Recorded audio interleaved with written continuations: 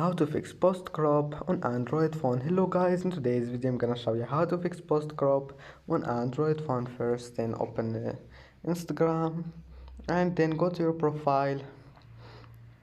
Now click post anything you want, like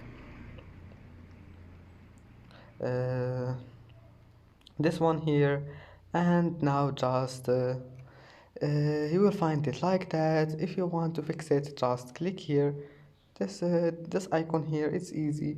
And now you will post it for image, and click here, and that's it. It's easy.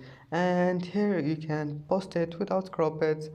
And that's it for today's video. If you like this video, don't forget like and subscribe, and thank you for watching this video until the end, and see you in the next video.